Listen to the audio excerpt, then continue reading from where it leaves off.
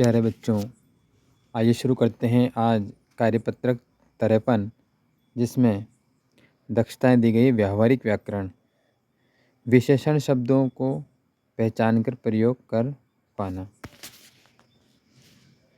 विशेषण विशेषण शब्द क्या होते हैं? संज्ञा या सर्वनाम की विशेषता बताने वाले शब्दों को विशेषण कहते हैं। मैं भी भूखा न रहूं, इसमें भूखा विशेषण है। नीचे दिए गए शब्दों में से विशेषता बताने वाले शब्द अलग अलग करके लिखिए। जैसे आदमी, लाल, कमज़ोर, मोहन, बस्ता, तीखी, चटनी, भैंस, साधु, तेज।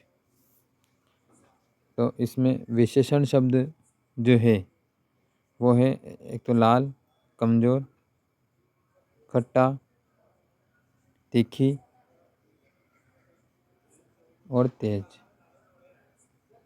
तो ये शब्द अपन को यहाँ लिखने हैं। लाल, कमज़ोर, खट्टा, तीखी और तेज। दूसरा जो प्रश्न है, मोहन मीठा दूध पीता है। दूसरा प्रश्न है, मोहन मीठा दूध पीता है। वाक्य में दूध से पहले मीठा शब्द आया है जो दूध के बारे में बता रहा है। नीचे कुछ शब्द दिए गए हैं, उनके पहले विशेषण शब्द जोड़कर लिखिए। जैसे कच्चा, घना, चमकीला, गहरा, मोटी और भला। तो आदमी, तो आदमी कैसा रहता है? भला। गांठ कैसी रहती है? मोटी। तालाब कैसा रहता है? गहरा। तो गहरा तालाब, भला आदमी, मोटी गांठ। हीरा चमकीला रहता है, चमकीला हीरा। पेड़ घने रहते हैं, तो घना पेड़। धागा कच्चा रहता है, कच्चा धागा। तीसरा प्रश्न, नीचे लिखे हुए वाक्यों में उपयुक्त शब्द भरकर वाक्य पूरा कीजिए। हरा, लाल, 2 किलो, लंबा, झूठ, नमकीन, वीर, ताज़ा आदि शब्दों का उपयोग करके वाक्य पूरा करना है।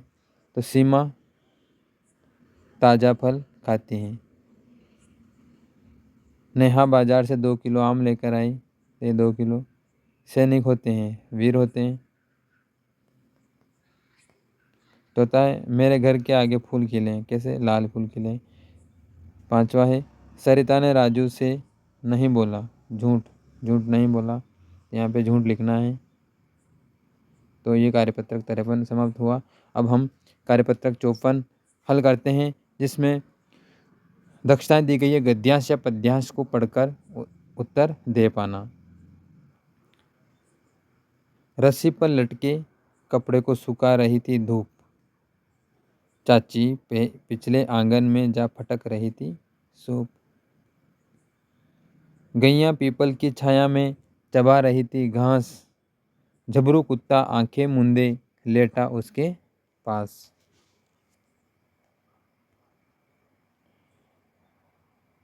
तो इसके आधार पर प्रश्न बना है पहला कि कविता में कपड़े लटके हुए हैं। कविता में कपड़े लटके हुए हैं रस्सी पर लटके हुए, रस्सी पर राइट का निशान।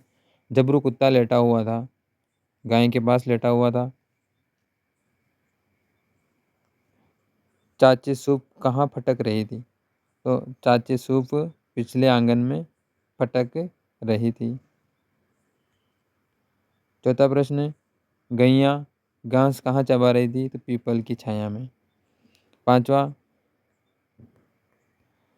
झबरू कुत्ता आंखें मूंदे क्यों लेटा होगा? हो सकता है कि उसको नींद आ रही हो, तो उसको नींद आ रही होगी। छठा है,